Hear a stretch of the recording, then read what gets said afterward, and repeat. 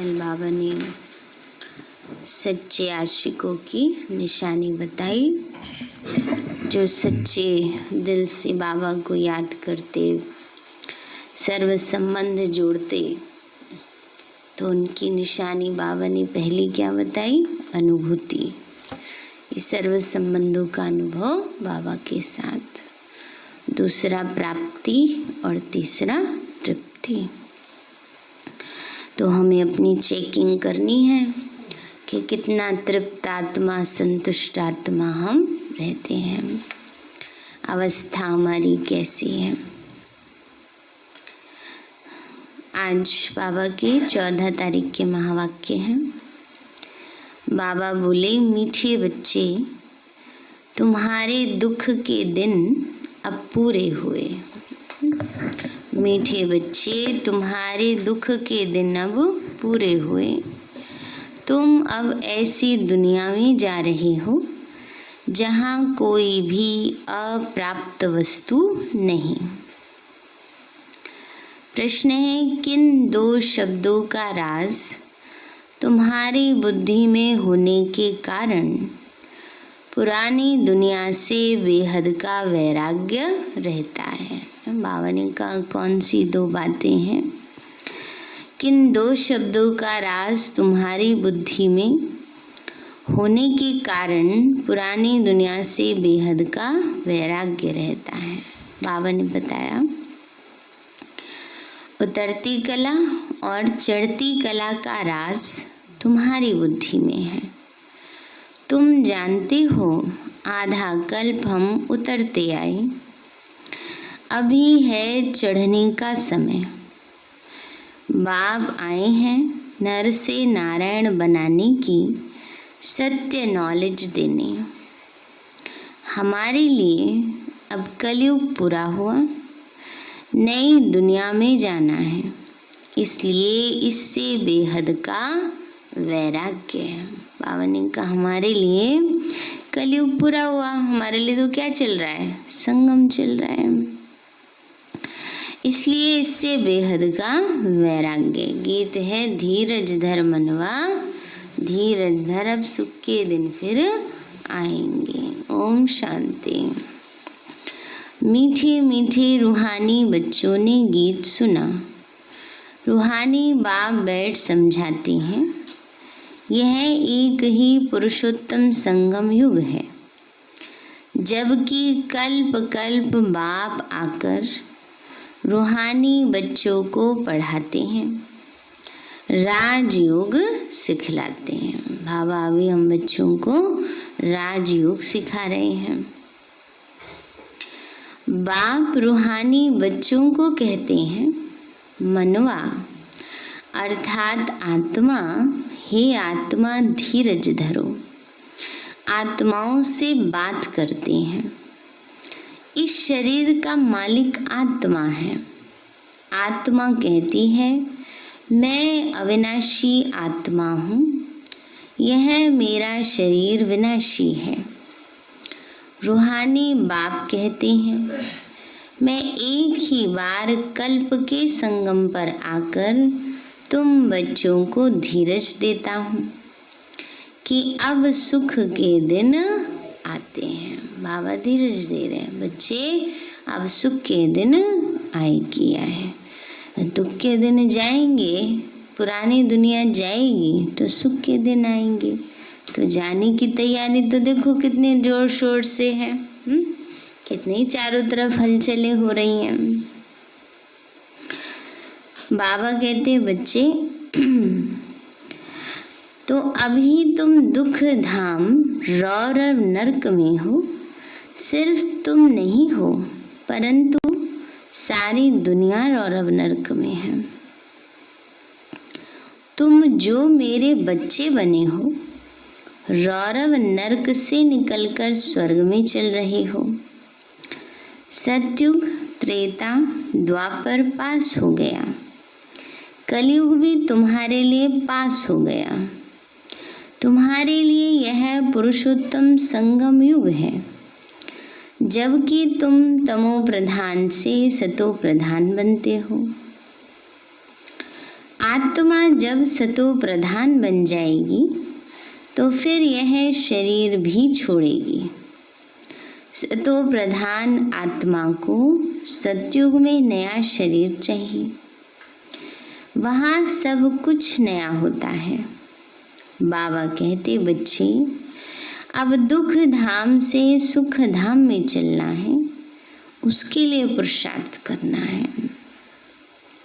सुख धाम में इन लक्ष्मी नारायण की राजाई थी, तो तुम पुरुषार्थ कर रहे हो नर से नारायण बनने का। यह सत्य नर से नारायण बनने की नॉलेज है।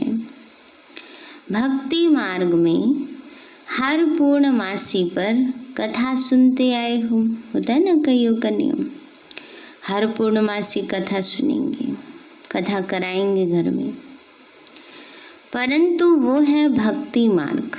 उसे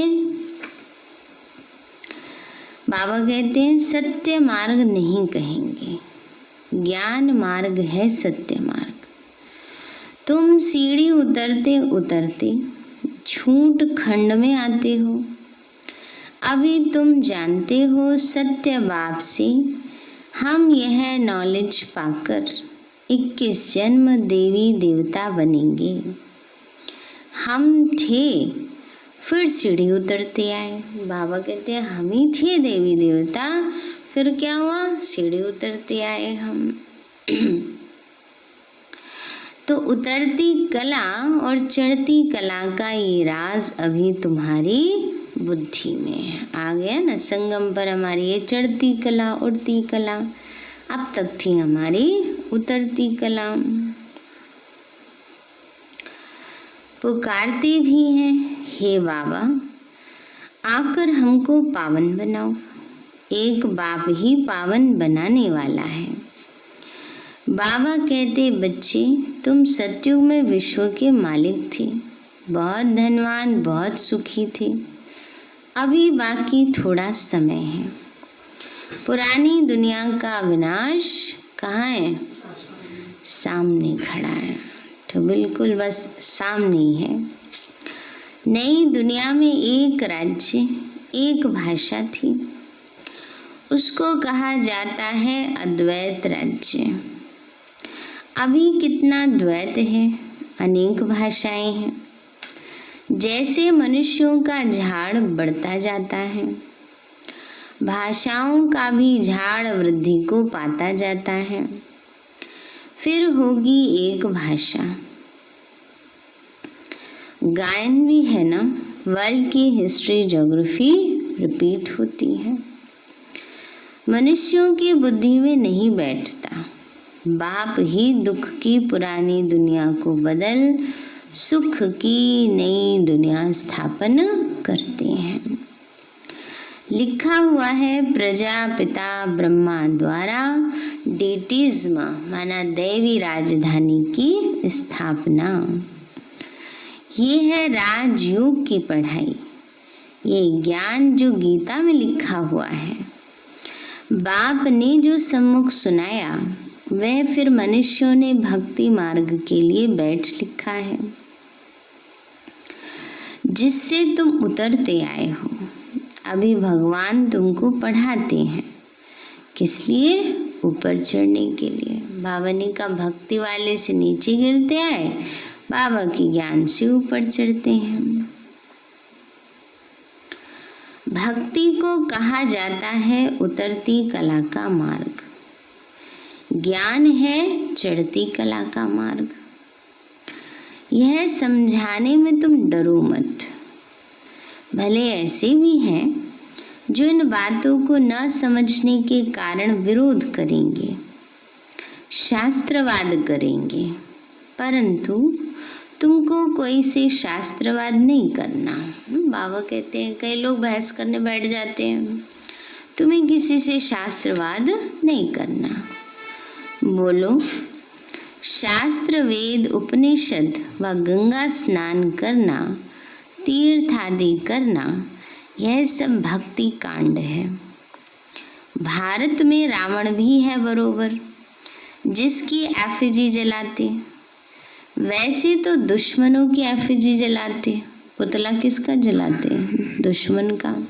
अभी जला रहे ना, किसान भी जला रहे हैं, ओपोजिशन पार्टी वाले जलाते हैं, दुश्मन है ये सोच के जलाते हैं, ऐसे रावण का जलाते हैं। वैसे तो दुश्मनों की एफिजी जलाते अल्पकाल के लिए, यह इस एक रावण की ही एफिजी हर साल जलाते। बाबा कहते तुम गोल्डन एज्ड बुद्धि से आयरन एज्ड बुद्धि हो गए हो। तुम कितने सुखी थे, याद करो कितना सुख था सतयुग में। अब आप आते ही हैं सुख धाम की स्थापना करने। फिर बाद में जब भक्ति मार्ग शुरू होता है तो दुखी बनते, फिर सुखदाता को याद करते, वह भी नाम मात्र, क्योंकि जानते नहीं। गीता में तो नाम ही बदल दिया है। क्या नाम लिख दिया? श्री कृष्ण का, शिव बाबा के बदले। गीता ज्ञानदाता तो शिव बाबा है। बाबा कहते हैं बच्चे गीता में तो नाम ही बदल दिया है। अब बाबा हमें सब बातें समझा रहे हैं। पहले पहले तुम ये समझाओ कि ऊंचे से ऊंचा एक भगवान है, याद भी उसको ही करना चाहिए। एक को याद करना उसको ही अव्यभिचारी याद और अव्यभिचारी ज्ञान कहा जाता।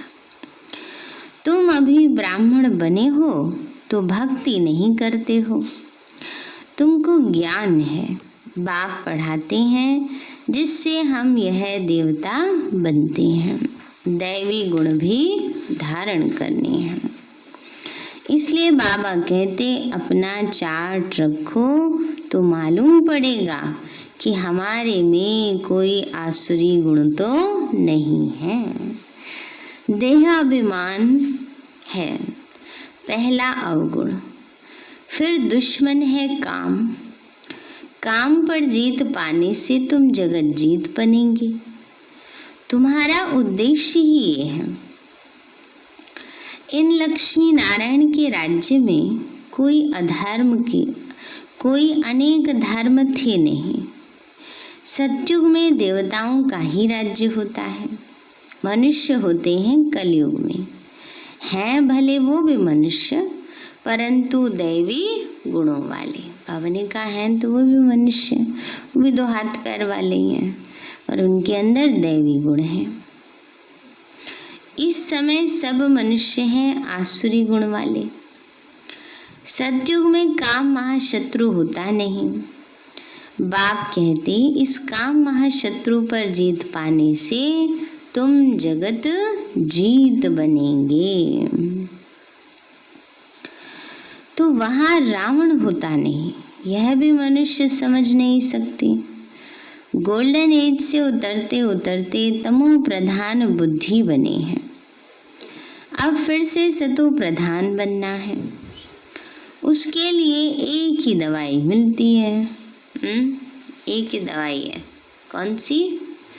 बाबा की याद। सतो प्रधान बनने की एक ही दवाई है।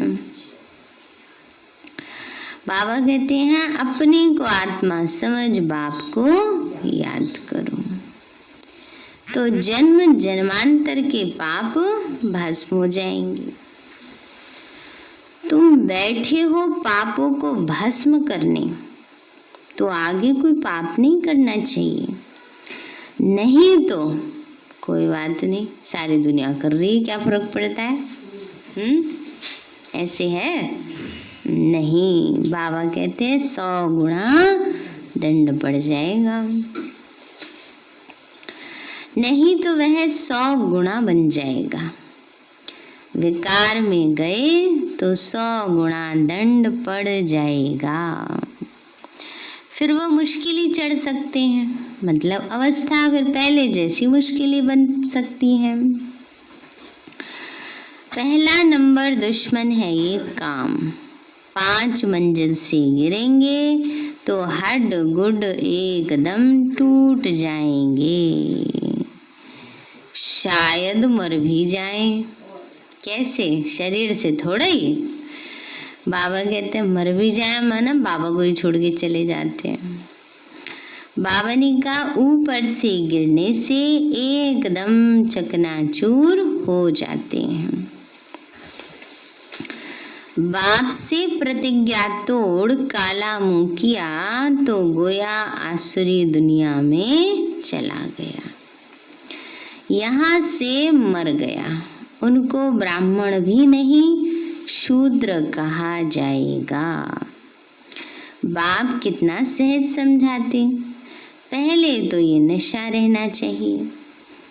अगर समझो कृष्ण भगवान आज भी हो तो वह भी तो जरूर पढ़ा करके आप समानी बनाएंगे ना, परंतु कृष्ण तो भगवान हो न सके, वह तो पुनर्जन्म में आते हैं। बाबा कहते मैं ही पुनर्जन्म रहित हूँ, क्योंकि जन्म मरण नहीं है तो पुनर्जन्म नहीं है। राधे कृष्ण, लक्ष्मी नारायण अथवा विष्णु एक ही बात है ना, एक ही के अलग अलग रूप है। जैसे कोई एक व्यक्ति अलग अलग ड्रेस पहन के फोटो खिंचा ले, या बचपन की फोटो, यंग एज की फोटो, बुढ़ापे की फोटो अलग अलग होती है ना, ऐसी अलग अलग एक ही आत्मा के अलग अलग फोटो हैं, अलग अलग रूप हैं। विष्णु के दो रूप लक्ष्मी नारायण, और लक्ष्मी नारायण का ही बचपन है राधे कृष्ण। ब्रह्मा का भी राज समझाया, ब्रह्मा सरस्वती सो लक्ष्मी नारायण। अब ट्रांसफर होते हैं, पिछाड़ी का नाम इनका ब्रह्मा रखा है, बाकी यह ब्रह्मा तो देखो एकदम आयरन एज में खड़ा है। यही फिर तपस्या कर कृष्ण ग्वाल श्री नारायण बनते। विष्णु कहने से उसमें दो आ जाते, ब्रह्मा की बेटी सरस्वती। यह बातें कोई भी समझ न सके। चार भुजा ब्रह्मा को भी देते हैं, क्योंकि प्रवृत्ति मार्ग है। निवृत्ति मार्ग वाले यह ज्ञान दे नहीं सकते।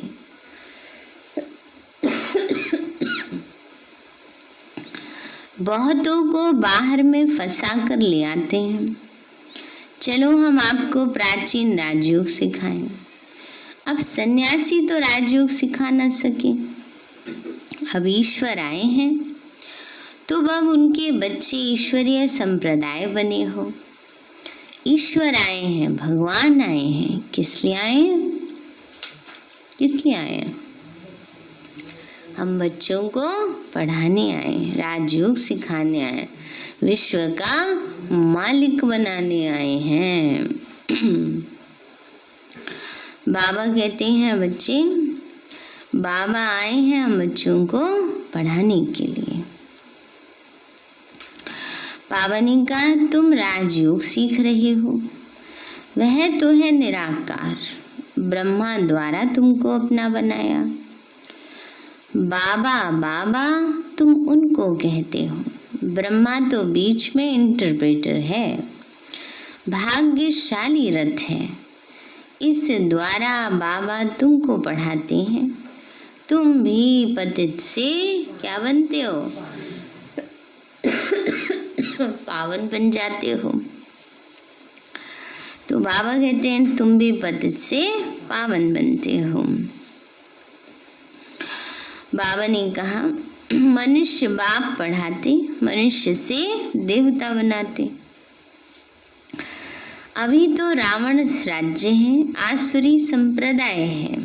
अभी तुम ईश्वरीय संप्रदाय बने हो, फिर दैवी संप्रदाय बनेंगे।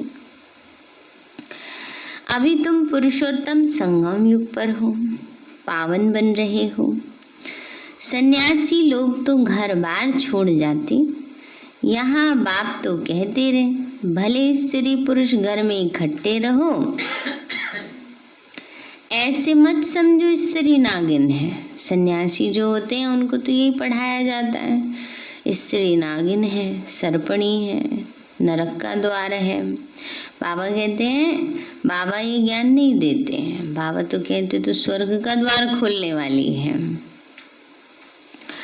तो ऐसे मत समझो स्त्री नागिन है इसलिए हम अलग हो जाएं या छूट जाएं। तुमको भागना नहीं है। जो घर गृहस्थी वाले हैं उनको बाबा ऐसे ही कहते, कुमार कुमारियों के लिए नहीं कहते हैं ये बात। वह हद का सन्यास है जो भागते हैं। तुम यहाँ बैठे हो परंतु तुमको इस विकारी दुनिया से वैराग्य है। यह सब बातें तुम्हें अच्छी रीति धारण करनी है, नोट करना है और परहेज भी रखनी है। किसकी परहेज? यदि खाने पीने की तो परहेज हम पूरी रखते हैं। डॉक्टर कह देगा ये चीज नहीं खाओ, उसे छोड़ देंगे। बाबा कह देगा अरे कुछ ना हो रहा बाबा, एक बारी खा लेंगे तो क्या हो जाएगा। इतना बड़े से बड़ा डॉक्टर कहता है, उसकी बात नहीं मानते। हद का डॉक्टर कह देता है, उसकी बात मान लेते हैं। तो बाबा कहते हैं सब प्रकार का परहेज, संग का भी परहेज, संग दोष में नहीं आना। दैवी गुण धारण करने श्री कृष्ण के गुण गाए जाते हैं। ये तुम्हारी एम ऑब्जेक्ट है। बाप नहीं बनते, तुमको बनाते। बाबा कहते हैं बाबा लक्ष्मी नारायण, बाबा स्वर्ग में नहीं जाते, राजा महाराजा नहीं बनते, बाबा हम बच्चों को बनाते। फिर आधा कल्प के बाद तुम नीचे उतरते तमो प्रधान बनते हो। मैं नहीं बनता हूँ, यह बनते हैं। 84 जन्म भी इसने लिए हैं, इनको भी अभी सतो प्रधान बनना है। यह पुरुषार्थी हैं, नई दुनिया को सतो प्रधान कहेंगे। हर एक चीज पहले सतो प्रधान फिर सतो रजोत्तमों में आती। छोटे बच्चों को भी महात्मा कहा जाता क्योंकि उनमें विकार होते नहीं, इसलिए उनको फूल कहा जाता। सन्यासियों से छोटे बच्चों को उत्तम कहेंगे क्योंकि सन्यासी तो फिर भी लाइफ पास करके आते हैं, 5 विकारों का अनुभव है। बच्चों को तो पता ही नहीं रहता, इसलिए बच्चों को देख खुशी होती है, चैतन्य फूल है। अपना तो है ही प्रवृत्ति मार्ग। अभी तुम बच्चों को इस पुरानी दुनिया से नई दुनिया में जाना है। अमर लोक में चलने के लिए तुम सब पुरुषार्थ करते हो, मृत्यु लोक से ट्रांसफर होते हो। देवता बनना है, उसके लिए अब मेहनत करनी पड़े। प्रजापिता ब्रह्मा के बच्चे भाई बहन हो जाते। भाई बहन तो थी ना, प्रजापिता ब्रह्मा की औलाद आपस में क्या ठहरे। प्रजापिता ब्रह्मा गाया जाता है। जब तक प्रजापिता का बच्चा न बने सृष्टि की रचना कैसे हो। प्रजापिता ब्रह्मा के हैं सब रूहानी बच्चे। वह ब्राह्मण होते हैं जिस्मानी यात्रा वाले, तुम हो रूहानी यात्रा वाले। वह पतित तुम पावन। वह कोई प्रजापिता की संतान नहीं। तुम समझते हो भाई बहन जब समझें तब विकार में न जाएं। बाप भी कहते हैं खबरदार रहना, हमारा बच्चा बनकर कोई क्रिमिनल काम नहीं करना, नहीं तो पत्थर बुद्धि बन जाएंगे। पत्थर बुद्धि कैसे बन जाएंगे? बुद्धि काम ही नहीं करेगी, ज्ञान अंदर जाएगा ही नहीं, उसको कहते हैं पत्थर बुद्धि। इंद्र सभा की कहानी भी है ना। एक परी शूद्र को ले आई तो इंद्र सभा में उसकी बदबू आने लगी, तो बोला पतित को यहाँ क्यों लाई हो। फिर उसको श्राप दे दिया, तो फिर उसको नीचे धरती पर आना पड़ा। वास्तव में इस सभा में भी कोई पतित नहीं आ सकते है ना। बाबा के पास बाबा से मिलने जब जाते थे तो पूरा नियम धारणाओं पर चलने वाले, क्योंकि भगवान के सामने जा रहे हैं तो वो पात्रता भी होनी चाहिए ना। अब मंदिर में जाते हैं, जूते चप्पल पहन के कोई जाता है? नहीं। कोई भी धर्म का स्थान है, कहीं भी जाते हैं जूते चप्पल पहन के, ये पता है जूते चप्पल पहन के नहीं जाना, ये नहीं पता भगवान के सामने जाना तो बुराइयों को भी छोड़ के जाना है। ये गहरी बात है।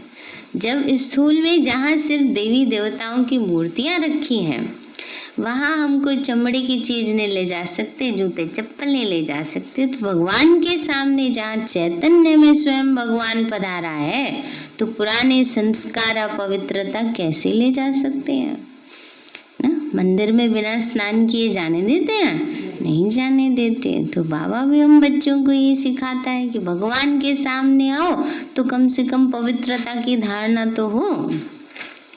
इसलिए बाबा कहते हैं कि इसलिए बाबा के सामने जाने में बाबा कहते हैं सभा में पतित नहीं लानी चाहिए। भले बाप को मालूम पड़े व ना पड़े, यह भी अपना ही नुकसान करते हैं। इससे ब्रह्मा बाबा को क्या पता। कई लोग ये भी सोच लेते दीदियों को क्या पता, बाबा को तो पता है। चलो दीदियों को नहीं पता, बाबा को तो पता है। बाबा कहते हैं बच्चे यह तो अपना ही नुकसान करते हैं और ही 100 गुना दंड पड़ जाता। पतित को अलाव नहीं, उन्हों के लिए विजिटिंग रूम ठीक है।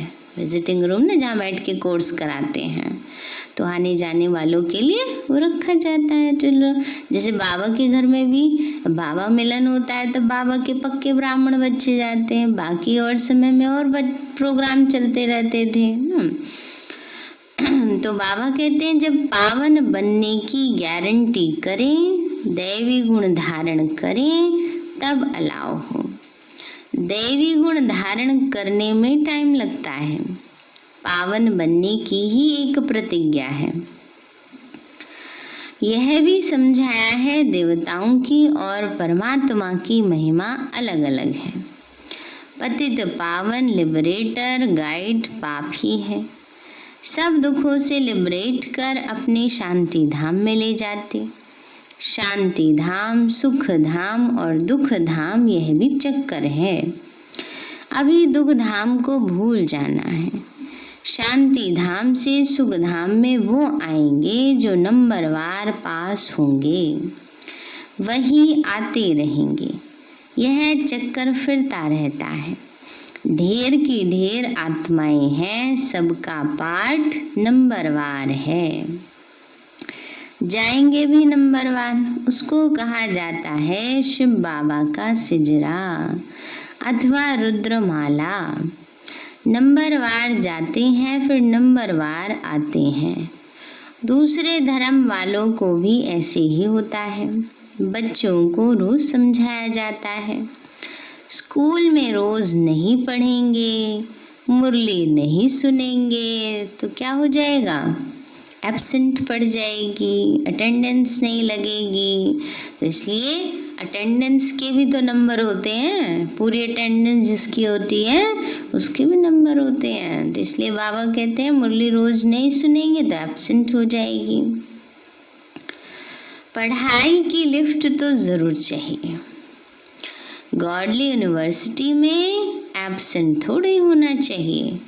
पढ़ाई कितनी ऊंची है जिससे तुम सुख धाम के मालिक बनते हो। वहाँ तो अनाज आदि सब फ्री रहता है, पैसा नहीं लगता। कहाँ? सतयुग में अपने पास ही इतना होगा। हाँ की तरह थोड़े ही कोई बेचना पड़ेगा, ये करना पड़ेगा, कभी मौसम ऐसा हो जाएगा, खराब हो जाएगा, नहीं, सब एक्यूरेट चलता है। बाबा कहते पैसा नहीं लगता, अभी तो कितना महंगा है। 100 वर्ष में कितना महंगा हो गया। वहाँ कोई अप्राप्त वस्तु नहीं होती जिसके लिए मुश्किलात आए। वो है ही सुखधाम। तुम अभी वहाँ के लिए तैयारी कर रहे हो। तुम बैगर टू प्रिंस बनते हो। साहूकार लोग अपने को बैगर नहीं समझते। अच्छा, मीठे मीठे सिक्के लदे बच्चों प्रति माता पिता बाप दादा का और गुड मॉर्निंग। रूहानी बाप की रूहानी बच्चों को नमस्ते। जो कि रूहानी माता पिता बाप दादा नमस्ते नमस्ते। बाबा नमस्ते। धारणा के लिए मुख्य सार है, बाप से जो संपूर्ण पावन बनने की प्रतिज्ञा की है, इसे तोड़ना नहीं है। बहुत बहुत परहेज रखनी है। बाबा से जो संपूर्ण बनने की प्रतिज्ञा की है, इसे तोड़ना नहीं है, बहुत बहुत परहेज रखनी है।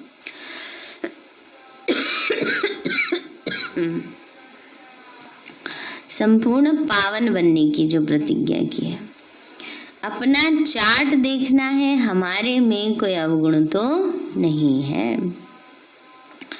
दूसरा है, गॉडली यूनिवर्सिटी में कभी भी एब्सेंट नहीं होना है। सुख धाम का मालिक बनने के लिए ऊंची पढ़ाई एक दिन भी मिस नहीं करनी है। मुरली रोज जरूर सुननी है। वरदान दिया बाबा ने, मनसा वाचा और कर्मणा की पवित्रता में संपूर्ण मार्क्स लेने वाले नंबर 1 आज्ञाकारी भव। मनसा वाचा और कर्मणा की पवित्रता में संपूर्ण मार्क्स लेने वाले नंबर 1 आज्ञाकारी भव। बाबा बोले, मनसा पवित्रता अर्थात संकल्प में भी अपवित्रता के संस्कार इमर्ज न हो। सदा आत्मिक स्वरूप अर्थात भाई भाई की श्रेष्ठ स्मृति रहे। वाचा में भी सदा सत्यता और मधुरता हो। कर्मणा में सदा नम्रता, संतुष्टता और हर्षित मुक्ता हो। इसी आधार पर नंबर मिलते हैं और ऐसे संपूर्ण पवित्र आज्ञाकारी बच्चों का बाप भी गुणगान करते हैं। वही अपने हर कर्म से बाप के कर्तव्य को सिद्ध करने वाले समीप रत्न है। स्लोगन है, संबंध, संपर्क और स्थिति में लाइट बनो, दिनचर्या में नहीं। संबंध, संपर्क और स्थिति में लाइट बनो, हल्के बनो, ना कि दिनचर्या में कि हल्कापन माना अलबेलेपन में आ जाओ। कोई नहीं एक ही दिन तो मुरली नहीं सुनी, कोई नहीं एक ही दिन तो अमृत वेला नहीं करा। बाबा कहते हैं दिनचर्या में तो पूरा एक्यूरेट रहना है। सारे हैं मीठे बच्चे, तुम्हारे दुख के दिन अब पूरे हुए। तुम अब ऐसी दुनिया में जा रहे हो जहाँ कोई भी अप्राप्त वस्तु नहीं है। प्रश्न है, किन 2 शब्दों का राज तुम्हारी बुद्धि में होने के कारण पुरानी दुनिया से बेहद का वैराग्य रहता है? बाबा बोले, उतरती कला और चढ़ती कला का राज तुम्हारी बुद्धि में है। तुम जानते हो आधा कल्प हम उतरते आए, अब यह चढ़ने का समय। बाप आए हैं नर से नारायण बनने की सत्य नॉलेज देने। हमारे लिए अब कलयुग पूरा हुआ, नई दुनिया में जाना है, इसलिए इससे बेहद का वैराग्य है। गीत है, धीरज धर मनवा धीरज धर, अब सुख के दिन फिर आएंगे। अच्छा, ओम शांति। मीठे बाबा, आपने हमें सब कुछ दिया, आपका पदम गुणावार शुक्रिया। प्यारे बाबा, आप हमें ज्ञान, गुण, शक्तियों, वरदानों और सद्बुद्धि से भरपूर करते हो। आपका बार बार शुक्रिया। मीठे बाबा, आपने मुझे आत्मा को, इस सेवा स्थान को, विश्व की सर्वात्माओं को निर्विघ्न बनाया। आपका बार बार शुक्रिया। प्रकृति के 5 तत्वों का भी शुक्रिया। साइंस के साधनों का भी शुक्रिया। लौकिक अलौकिक परिवार का भी शुक्रिया। हे तन, तुम्हारा भी शुक्रिया। विश्व की सर्वात्माओं का और ब्रह्मांड की सारी शक्तियों का, सब प्रकार का सहयोग देने के लिए शुक्रिया।